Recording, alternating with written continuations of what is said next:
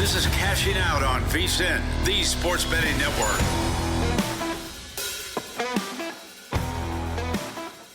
This is Cashing Out right here on VSiN, the sports betting network. Greg Hoops Peterson as you held down for the next 3 hours, and we've got ourselves an absolutely tremendous show. We've got ourselves great NBA and NHL playoff action. Most of it for this Saturday is done, but we've got a few games still lingering out there. We also have some great baseball lingering out there as well. We've got a fish fry happening in Seattle, so we'll get you guys caught up there and so much more. And we've got a trio of great guests that are going to be coming up tonight, as we've got Iggy Gilbert, who's going to be joining me in an hour. He does a great job over at Fantasy Alarm, taking a look at the NBA. Certainly along the way, we have to talk about what we got here in the NFL draft today, as well as Shedeur Sanders falling to the fourth round of the draft is not what I think almost anyone had on their bingo card, so we'll be addressing that. We'll be taking a look at some NHL in about 90 or so minutes. Jonathan Davis, he joins me pretty much every Saturday. He's one of my favorites here at the network. He does such a tremendous job out there on the ice. He's going to be joining me, and then another man that knows about being able to place some hockey bets, another man that is very, very tremendous out there, Mike Palm. He does a tremendous job here at Circa, the D, and so much more. He's the VP of Operations and one of our favorites here at VSiN, and he's going to be joining me in 2 hours. So we've got a lot of good, clean family fun. We've got ourselves all 30 teams at action in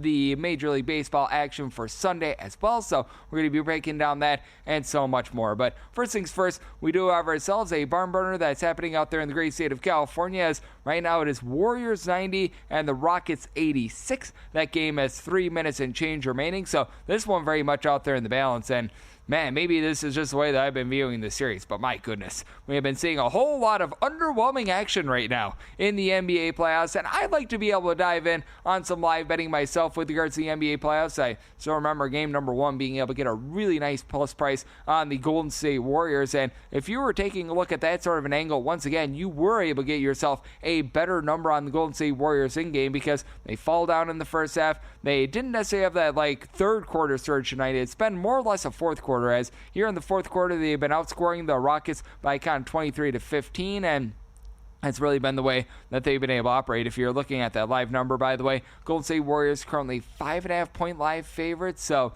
you've got an interesting scenario here, and I always think that that is interesting, just how much better you're able to find it in terms of right now versus a closing number that we were seeing, as when this game was starting up, you were seeing the Golden State Warriors as more of a 2 to 2.5 point favorite on the close, which I thought personally was just a little bit low. Maybe that's just me, but I mean, this has been a very interesting series, and totals have really been going downward in terms of this Rockets versus Warriors series as well, and they might need to make another adjustment. This one did open at 202.5, actually closed more around 205, 205.5, and we've been seeing a little bit of underwhelming action in general with regards to the NBA playoffs. Certainly saw that in the Nuggets versus the LA Clippers game, as that was a thriller to say the least, with the Nuggets going on the road, getting the job done, and just handicapping the Denver Nuggets here in this NBA playoffs has been very much a difficult effort, to say the least, because you don't see a team that cans their coach with 3 games remaining in the regular season very often. You do have the heart of a champion with the Nuggets just a few short years ago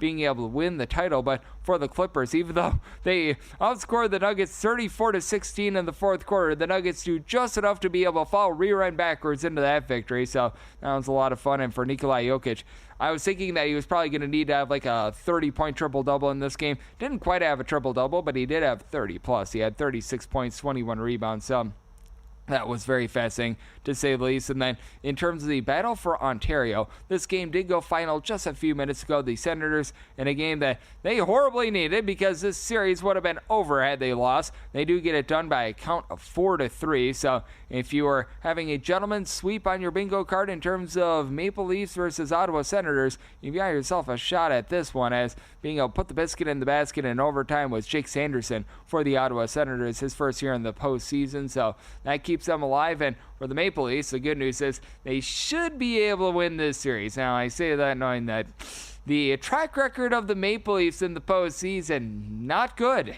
not good at all, to say the least. So you don't want to leave any sort of doubt whatsoever. This one should be a little bit different. And right now for the Colorado Avalanche, they are taking it to the Dallas Stars 2-0. You're about midway through the second period in this one. And for the Stars, credit where it is due. Just be able to pick off a game earlier in the series because they have been dealing with all sorts of injuries. A lot of their main defensemen, they're currently out of the fold for this team. So they're looking to be able to persevere, but they're just currently outgunned in this one as Nathan MacKinnon, he's already got 4 goals in this series. He was able to score in the first period. Logan O'Connor, he scored with about 10 minutes remaining in the first period as well. Ever since then, it's been relatively scoreless, so the Avalanche very much going to work, and Blackwood has been good in goal thus far. 14 saves for him thus far, so we'll see how things materialize there, as it is cashing out with myself, Greg Hughes Peterson, right here on VSiN, the Sports Betting Network. And now our main attention, you have to see what we get in terms of the end of this Rockets versus Warriors game, as Warriors, they now pull ahead by 9. They're up 97-88. This game has about 2 minutes and change remaining in there, so we shall see if the Rockets are going to be able to make a little bit of a charge here. That live total is back up to 200.5. This was closing more around a 205.5, and this is what you want to watch for. If you can continue to have this 6-point differential, because right now the Warriors are up 97-91, 2:19 remaining, you've got a lot of value with regards to a live over, because if the Rockets are down 5 points, 6 points, 30, 35 seconds remaining, this is a one time in the NBA where you're going to get those late game fouls. You don't see the late fouls in the NBA the same way that you do in college basketball, because if the Rockets are down like 8-10 points with about 45 seconds remaining, no point in fouling there. They're just going to hit their free throws and they just accept the loss and they move on. When you're in more of that 2-possession game, 4 points, 5 points, 6 points, that's really the main strike zone that you take a look at in terms of the NBA, in terms of those late fouls. That's when you can find yourself some value on this live over. We're down to about $1.47. That total is 198.5.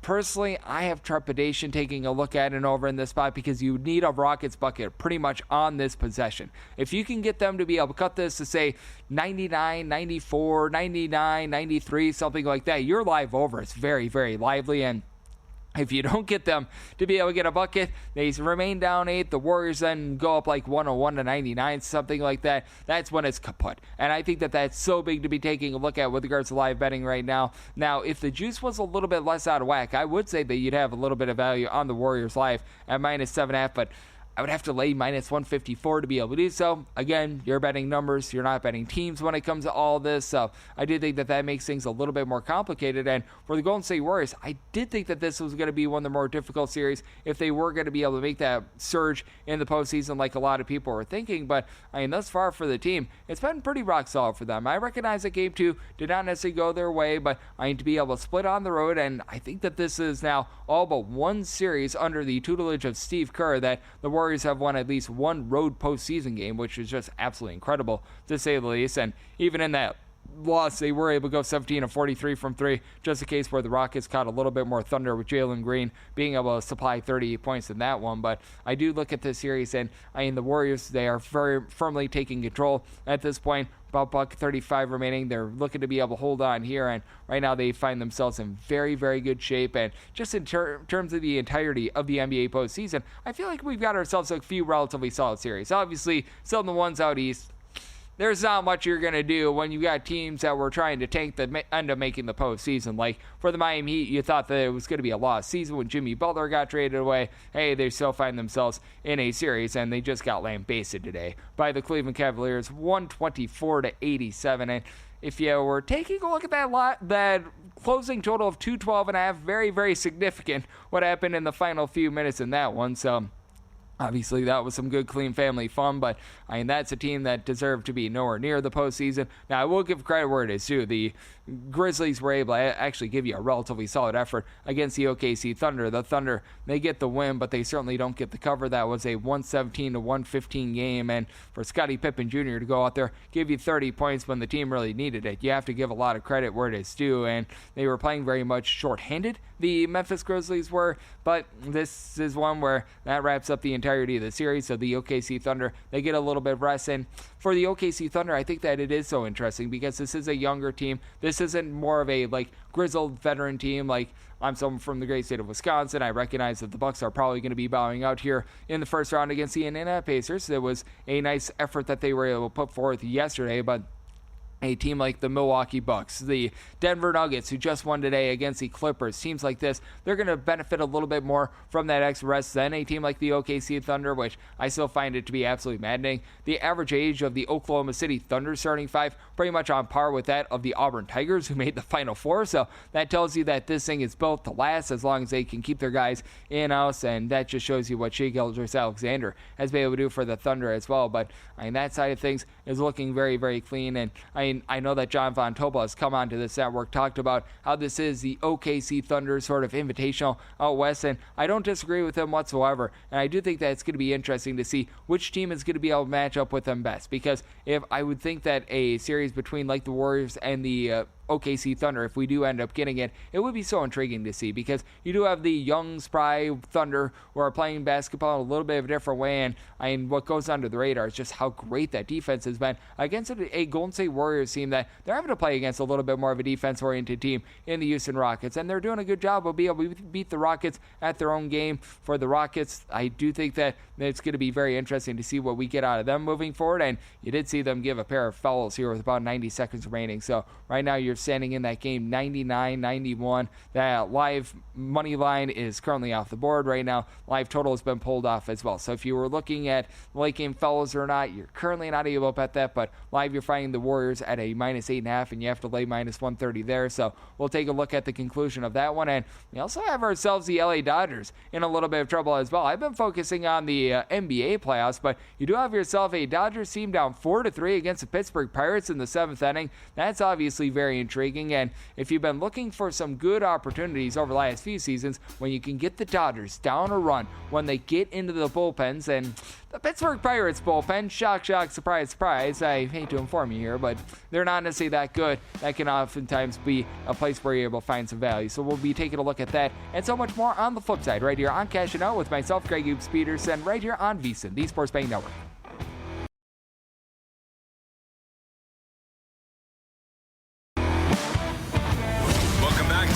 Out here on VSiN, the Sports Betting Network. We're back here on Cashing Out on VSiN, the Sports Betting Network, and I was telling you guys just before we went to break, man, when you can find the Dodgers down a run, you're able to find some relatively good value. Well, the Dodgers were down a run when I went to break, and now it's tied up 4-4 in the 7th inning with Shohei Ohtani on second base, as he was able to get an RBI double to be able to clear the bases. So now you're looking at the Dodgers once again being a live Mondo favorite with a man on second, one out in that 7th inning. And in terms of the Warriors versus Rockets game, this game is sayonara. As for the Rockets, they were unable to cut that 8-point lead down, and as a matter of fact, they made it worse because Amen Thomas, with about 15 seconds remaining, he was trying to make something happen. He had a turnover, and then he committed a technical foul.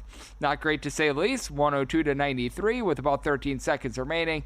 We'll see if they dribble it out or not, but your under is going to be able to cash in this one, and Thompson also committed a regular foul, so I think that that's going to be another free throw or two for the Warriors. But regardless, if you were able to get in on the 205.5 in terms of closing number, that is going to be going under. And the Warriors, they are going to be able to go up a game in this series, as they're going to be able to get the job done in this one. So that's a big win for the Golden State Warriors. And for the Houston Rockets, a team that is very young, a team with a lot of talent, but you always have to have your questions with regards to some of these younger teams, because it does feel like in the NBA, more so than other sports, you need to learn to lose before you're really able to learn to win. And right now for the Rockets, they're going through those growing pains. I do like that they've got a good coach in Ime Udoka who knows what the heck he's doing as well, so that benefits them moving forward, and we shall see if they're going to be able to claw their way back in this series. But I do think that the experience and just the overall firepower that you've got of the Warriors might be a little bit too much. And speaking of a little bit too much, if you're looking on the NHL front,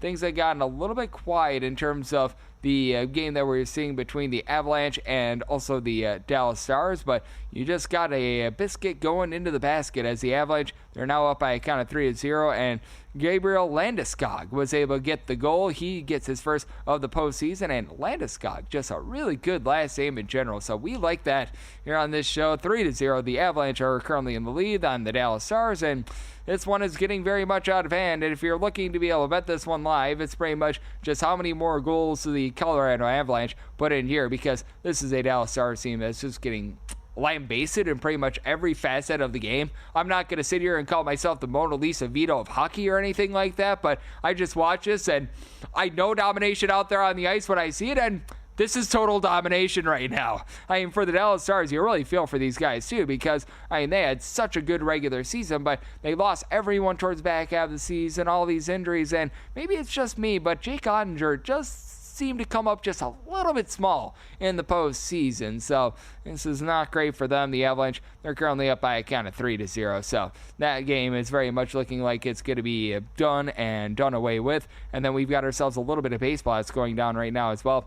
We're looking for a live betting opportunity in the Marlins versus the Seattle Mariners game. The best thing I could give you right now here for this one is try to see if at some point the Miami Marlins decide to throw a position player in this game. And the reason why I bring that up is that right now you're in the middle of the fifth inning and the Seattle Mariners are currently frying the fish. It is 10-0 right now. This is just an absolute lambasting. As for the Marlins, they had Connor Gillespie get the start, and he gave up 7 runs in 2 innings, and that's especially bad when you consider the fact that if you look at ballpark factors, the Seattle Mariners T-Mobile Park actually suppresses offense more so than Coors Field elevates offense. And he gave up 7 runs in 2 innings. Not great, to say the least. He had from there George Soriano give up 3 runs, and he got 4 outs, and now Anthony Veziano is trying to do what he can to hold down the fort right now, as it's been not great, to say the least. And for the Seattle Mariners, they had a rough first week or two of the season, but all of a sudden they're starting to play some good baseball, and I really think that AL West is going to be so intriguing because the Angels are back in last place. That's not too much of a shock, but honestly, I don't hate what I've seen on the LA Angels. They need to have someone like a Luis Renifo move the line a little bit more, as their batting average has not been great, but you've got power on this team. You've got Mike Trout who's hitting for power, and Mike Trout hitting below the Mendoza line of 200 is not something I ever thought I would see, but Mike Trout is right now hitting below the Mendoza line of 200, but he's giving you plenty of power. Taylor Ward, Kyron Paris has 5 home runs right now for the LA Angels, and that bullpen, when they get back Ben Joyce, they're going to be relatively solid as well. You've got an Astros team that they can't hit themselves out of a paper bag, but you know what? The pitching has been relatively solid. They're at 500. The Athletics, whatever you want to call them, Oakland, Sacramento, Las Vegas, wherever the heck they're located, the Athletics, they're currently a game below 500 and giving up 10 runs against the Chicago White Sox here on Saturday. As our good friend John Rothstein would say, that is the baseball epitome of brutality right there, when you give up 10 runs at home to the Chicago White Sox, but that's what they did. But still a team on the up and up, and the Texas Rangers have actually been your best under team in all of baseball this far this season. 19 unders to 8 overs. They played another underwhelming game against the San Francisco Giants here on Saturday, but they do find themselves at 15-12, and never thought that I would see the day where the Rangers pitching actually takes hold. Like, this goes all the way back to when they had Alex Rodriguez, like 2 decades ago, and they signed him for that like $100 billion deal. They've always been a team that's been based around offense, not so much their pitching staff, but that's been exactly the case this season for the Texas Rangers. And what is the case here at VSiN is us taking a look at all these NBA postseason games, and we've got ourselves the NBA postseason challenge. We are doing this along with Killer Sports, and we've invited 15 of the best minds when it comes to being able to gauge the NBA from both VSiN and Killer Sports to go head to head.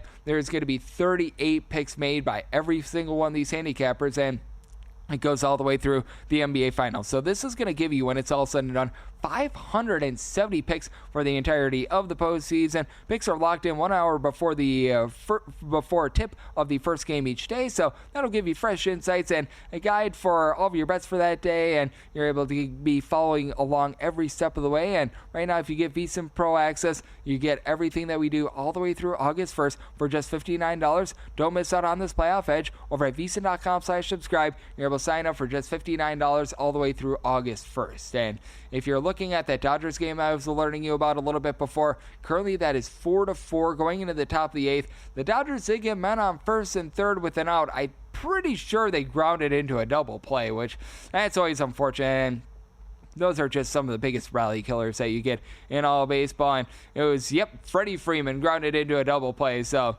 not so great there, but the Dodgers currently tied up 4-4 against the Pittsburgh Pirates in the 8th inning. If you took the over in this game, that is going to cash because there's no way that this game is going to end in a tie. I guess you could get rain out there in Los Angeles, but the odds of getting rain out there in Los Angeles is about the odds of, I don't know, something like a Shedeur Sanders falling into the 5th round of the NBA draft. So is it possible? Yes. Is it likely? Probably not, but yeah, that's a very interesting game to say the least. And if you're looking live at that money line for the LA Dodgers, you were able to get it much better when they were down by a count of 4-3. Right now, they're laying minus 238 on the money line. I do think that this is intriguing as well. You're able to get the live total at a 9.5, but you have to pay minus 154 on the over. Keep in mind that this is a Dodgers team that, since the beginning of the 2022 season, this has been a bunch that has been one of the most dominant teams in all of baseball. And personally, I track this, how the Dodgers do it in one-run games.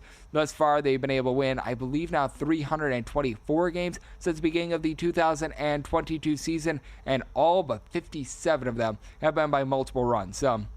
When the Dodgers score, they score in bunches. You could obviously get a walk-off homer, something like that. So something that you do want to be mindful of. And again, that betting angle that I'm taking a look at right now, if you want to dive in on something in terms of the MLB, I would say continue to monitor the Seattle Mariners versus the Miami Marlins game, because when they have a position player pitch, typically that means runs. Typically the book's algorithm does not catch on to this. I have found a lot of good live betting overs when you get like insert Schlubby McSchlub, backup shortstop here pitching, throwing the 35-mile-per-hour meatballs, and that's always a lot of good, clean family fun. So we're going to be taking a look at that. And then you do have a bit of a binding situation happening out there in San Diego as well. Right now in San Diego, the Tampa Bay Rays are up by kind of 3-1 on the Padres, who, by the way, they're 12-2 thus far this season at home. This has been a Padres team that's been very rock solid to begin the season. And for the Padres, currently they have the Tampa Bay Rays have the bases loaded. They're going up against Jason Adam, who's been a rock solid relief piece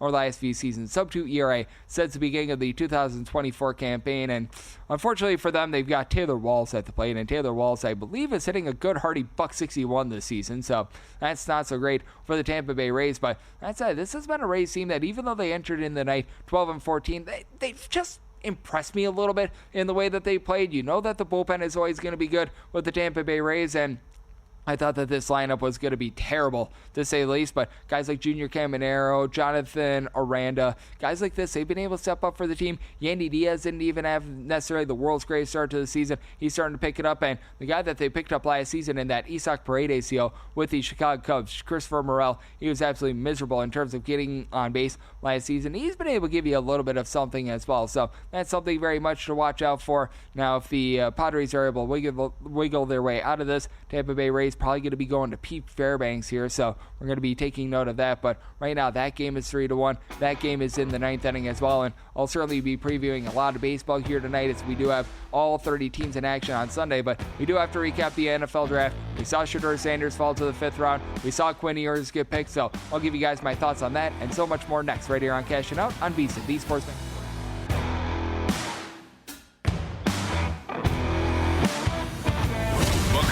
Cashing Out here on VSiN, the Sports Betting Network. We're back here on Cashing Out on VSiN, the Sports Betting Network. Greg Hughes Peterson coming at you as we had ourselves a very rambunctious Saturday in sports in general. Starting to wrap up with a little bit of late night baseball and a little bit of hockey as well. Unfortunately, not a lot of live betting opportunities in terms of this Avalanche versus Stars game. The second period just came to an end, and the Avalanche are up by a count of 3-0, and looks like they're going to be able to go up 3-1 in this series against the Dallas Stars, as the Stars, they're just getting absolutely lambasted. And by the way, Jonathan Davis, he does great work here at the network. He's going to be joining me in an hour. We're going to be taking a look at the Sunday games that we've got out there in the NHL. We're going to be talking about the fact that the Ottawa Senators, they were indeed able to avoid the sweep, so we are going to be able to get a Game 5 between they and the Toronto Maple Leafs. So that's something that we do like to see. More hockey equals a good thing for us, because I absolutely love playoff hockey. I'm not necessarily the biggest hockey bettor in the world. I still have my biggest triumph ever being when the Washington Capitals and the Vegas Golden Knights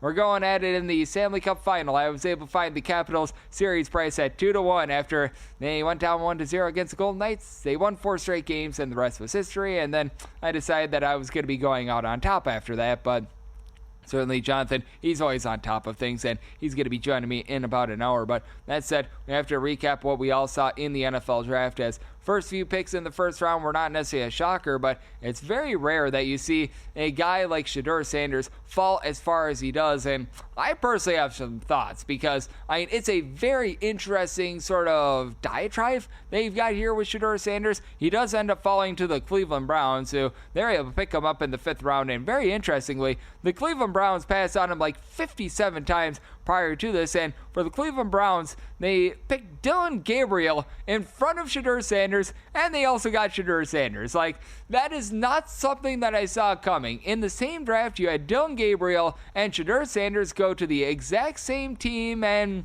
Shedeur Sanders was the one that was drafted second out of those two guys. Like, if you had that on your bingo card, you do let me know, and I will be very, very impressed. By the way, side note, Teoscar Hernandez just went deep for a home run. Dodgers now up 5-4. As I was saying, when you can find the Dodgers live on the money line down by a run, you typically want to take that. So right now they are up 5-4, and we'll see if they're able to get another run up on the board for those of you. And I am one of the schmucks that took this as well, that are on the run line of the LA Dodgers to be able to get that one home. So you're going to be sweating that one out. That said, it's just very interesting to see what happened with Shedeur Sanders, and it's a big reason why, with regards to the NFL draft, I was saying this a few days ago, we were speculating on speculation. Now, from everything that has been coming out over the last few days about Shedeur Sanders, I know that Todd McShay, who does a great job over at The Ringer with his podcast, we've heard this from many of the other folks that they cover the league in general. They were talking about how Shedeur Sanders just absolutely bombed his interviews and everything like that, and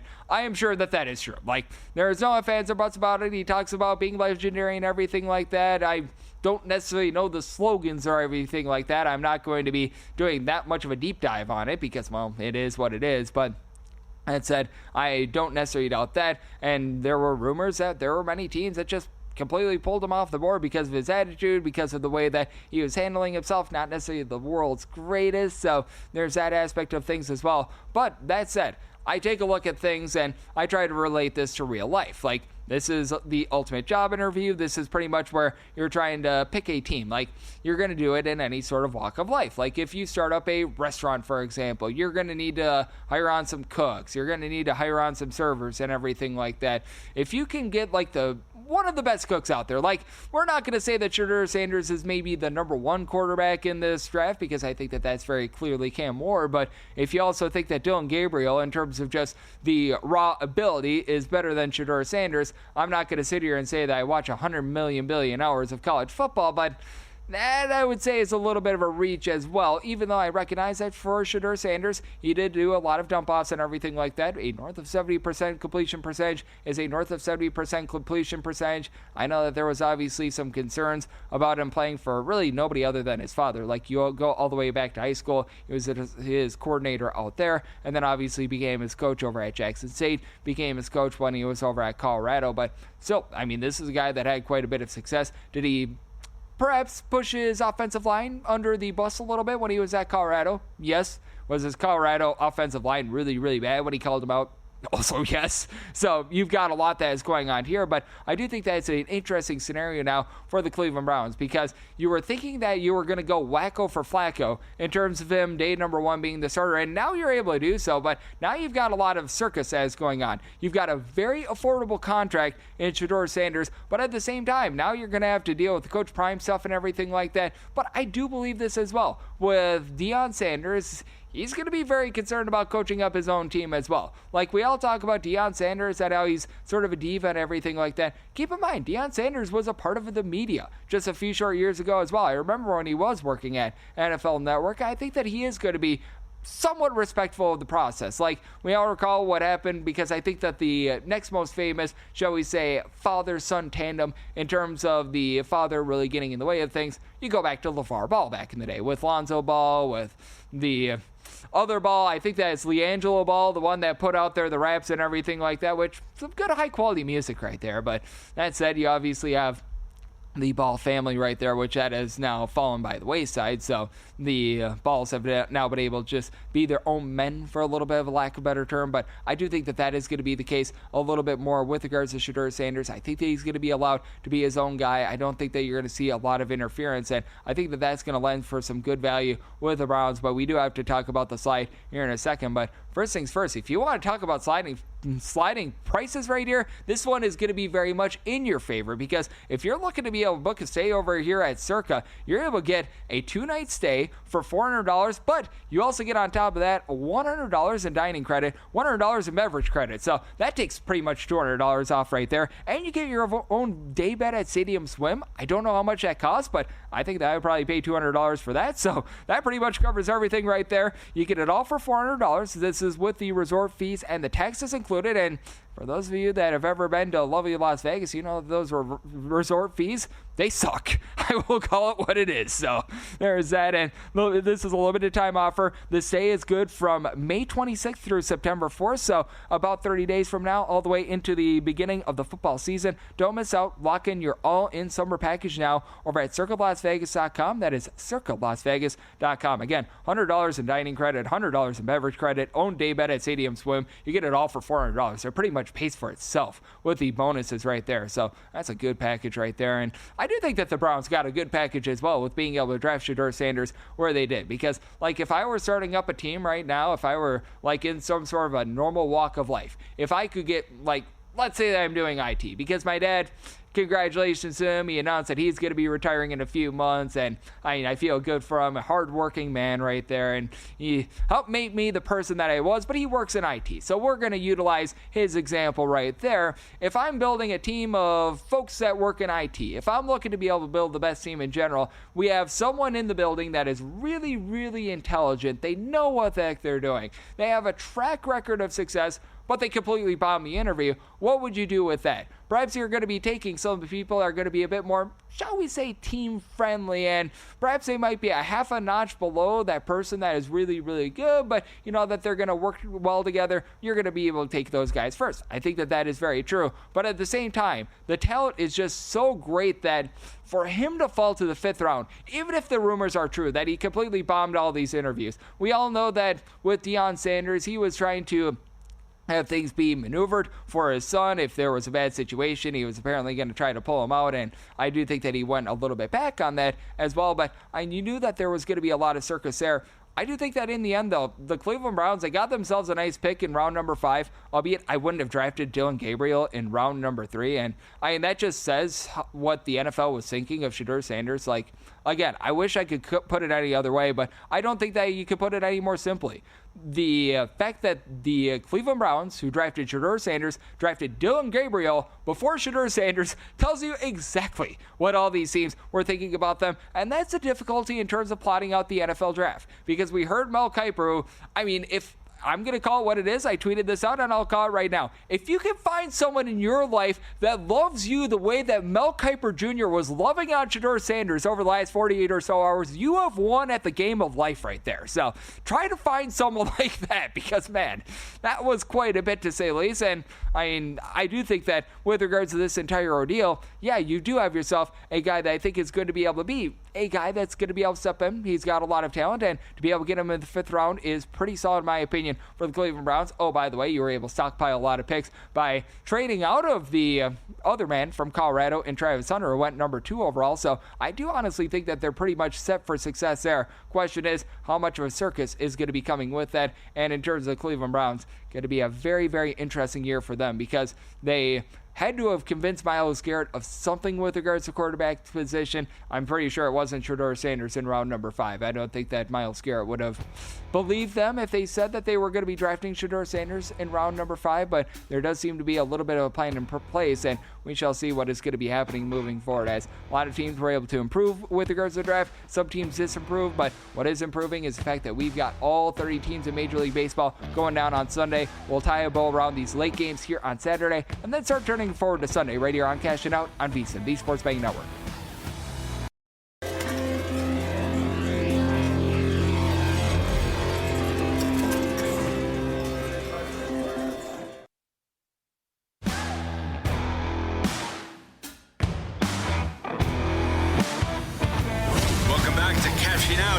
VSiN, the Sports Betting Network. And we're back here on Cashing Out on VSiN, the Sports Betting Network, and here's a news flash for you guys. The Dodgers can indeed explode at any given time. Since we went to break, the Dodgers, they were tied up in this game 4-4 going into the bottom of the 8th inning, and they have put up a 4 spot and there are still no outs in the inning. 8-4, Kike Hernandez, who, I'm not even kidding when I say this, he entered into this at bat hitting a $136 for the season. He just hits a 3-run shot, and the Pittsburgh Pirates are walking the plank to a big giant loss right now. So this is currently 8-4.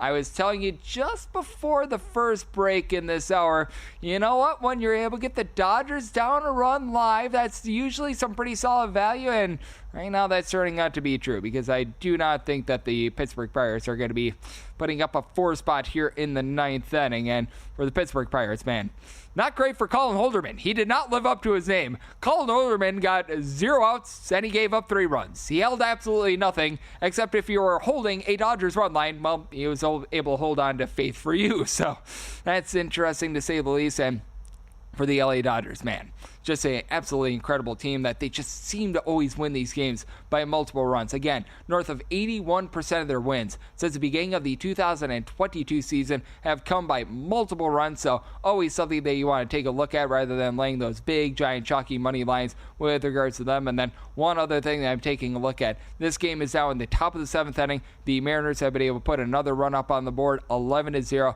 What you want to be watching for in the Miami Marlins versus Seattle Mariners game, look at the bottom of the 8th inning and look at who pitches for the Miami Marlins. Are they going to give you an actual reliever, or are they going to give you a position player? And if they give you a position player, that's when you hit the live over. That's when you hit like the live run line, what have you, for the Seattle Mariners, because these algorithms that these books put out, they don't adjust enough to the fact that, oh, we're not getting a relief pitcher, we're getting the backup shortstop that's throwing 35 miles per hour. So that's always something that you want to take a look at. So that's going to be a lot of fun, to say the least. But how about if we do take a look at that game for the Pittsburgh Pirates that's going to be going down on Sunday as well? And by the way, I will toot my own horn here. For those that took the VSiN picks that I gave out on the website today, if the Dodgers run line comes through here, we're going to go 11-1-1, with my lone loss being the A's on the run line, which, out of all the plays I thought were going to hit, probably the A's run line, I was most surprised was not going to hit, because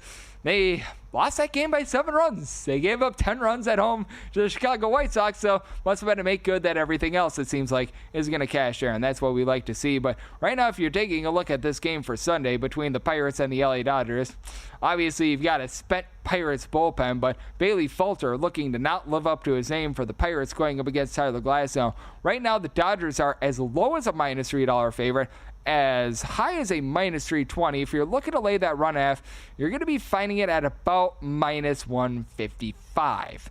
This is when you're starting to get to a little bit of a point of no return, and I know that the Dodgers win so many games by multiple runs, but that said, if I can either get a plus 270 on the Pirates, or if I can get them more around about a plus 140 in terms of getting a run half on the run line, I will actually be willing to take a shot on the Pirates here. I recognize that the LA Dodgers are the big bad wolf, and Bailey Falter, he very much does live up to his name because he gives up a bunch of home runs, everything like that. But Tyler Glasnow has been shaky thus far this season. He is giving up north of 4 walks per 9 innings. The Pirates haven't been completely terrible with their offense. Oneil Cruz has been able to give this team a little bit of a spark. You've got Brian Reynolds, who since the beginning part of the season, he's been able to pick it up a little bit as well. So I do think that there might be a little bit of value there. And with regards to this LA Dodgers team, it was a case where going into tonight, the Dodgers had been struggling a little bit on offense. Now, for the Dodgers, they have very much been able to put that to rest. These guys have been very good here recently, but that said, for the LA Dodgers, it was a case where it felt like there was just a 2-week stretch where it was ho-hum, and you're just going to find that in baseball. Like, in baseball, every single team is going to hit a rough patch. Heck, I think the 27 Yankees at one point hit a rough patch, so that's just what is going to be happening in terms of Major League Baseball. And for the LA Dodgers, what I think is going to be very key is what you're going to be able to get in terms of more of the bottom of the fold. Like you saw Kike Hernandez just a few minutes ago be able to go yard for the LA Dodgers. That's a very good sign for them, because if that makes Muncy be awful thus far this season. I mean, for Max Muncy, he's hitting a .167. He's got as many home runs as Greg Peterson, and Greg Peterson does not see professional at bats. That's not good. Andy Paz has been able to bust out a little bit more. He entered in the night hitting about a .215. Michael Conforto has not necessarily been panning out for the team, but I've loved what I've seen out of Tommy Edman. He's been able to give you 8 bombs. Teoscar Hernandez went deep a little bit earlier in this game. As a matter of fact, I think they went deep in this 8th inning. He's now got 7 bombs on the season, and Freddie Freeman is starting to recover from that whole shower ordeal as well. So I do think that you actually have a little bit of value here if you take a look at this total under as well, because I do think that if you take a look at the over as well, this was at an 8.5. Now we're starting to see the slide down to 8. 8 is my buy point on the over. I felt like when you got the hook, it's a little bit more of a roll of the dice, but now that we're getting down to a flat 8 with the LA Dodgers, I think that this sort of a night is what they need to be able to bust out. And again, with Tyler Glasnow not necessarily looking so great, and for the Dodgers, they are dealing with a few injuries in their bullpen. They are still going to be without a few of these guys like a Michael Kopech. Brusardo Graterol has not been seen all season long. That guy just can't stay healthy to save his life. I do think that you got a little bit of value there, and the ball obviously flies a little bit better during the daytime out there at Dodger Stadium rather than the nighttime. So going to be probably looking at the Pirates in some form or capacity after this game, and after what we just saw, we should be able to get even more value on the Pittsburgh Pirates. Right now, the top number that I'm seeing is over here at circa a +263. I would need at least +270 to be able to take a shot. I do think that when it's all said and done, it does end up getting there, and I'm going to be in on the over as well. And what else I'm in on for baseball is ProfitX, because they make it easy to be able to find the best odds, because instead of playing against the sports books, instead of trying to be able to beat the bookie, well, you know what? You're just trying to knock off normal fans, and by playing against normal fans like you do over on ProfitX, the exchanges guarantee the best odds by about 10 to 20%. You can even request your own odds. Download ProfitX today and utilize the promo code of VSIN, that is VSIN. You're able to earn up to $200 in profit cash over your first month. That's with that promo code of VSIN, as it is cashing out with myself, Greg Peterson, and we're going to be having on in a few minutes a little bit of NBA chatter as well, because we did see a fun day in the NBA playoffs. You saw the Warriors just a few minutes ago be able to get the job done, get the win, and get the cover against the Rockets. That is a game that ended up going under the total as well. So for those of you guys that were looking at that, you were able to get there on that front. Iggy Gilbert, he does great work over at Fantasy Alarm. He's going to be joining me in. We're going to call it about 8 or so minutes, so we've got some fun there. But I do want to take a look at this game. I think is going to be some fun as well. If you're looking at a little bit of late night baseball for Sunday, we'll hit a few more of the early games in hour number 2. But that said, you've got Aaron Nola and Jameis Taillon going at it in terms of Cubs versus Phillies. This is 961, 962 on the card. And for the Philadelphia Phillies, they find themselves as a slight favorite here, between minus 110 to a minus 115, and this total is coming out at 8. Looks like the wind is going to be blowing out just a little bit. It's going to be a bit more directional for this game, so it's not going to have the world's biggest impact, but I do think that it's going to help out these hitters just a little bit. But Aaron Nola, I know that a guy that I talked to quite a bit on my podcast, Baseball Betting Show, his name is Mid-Major Matt, aka Matt Josephs. He coins this exact phrase that I do when it comes to Aaron Nola. He's a fake ace. He is 0-5 thus far this season. He's got north of a 6 ERA, and if you take a look since the beginning of the 2021 season, he hasn't been that good. Like, I wish I could call it anything else. And for Aaron Nola, it goes even deeper than that.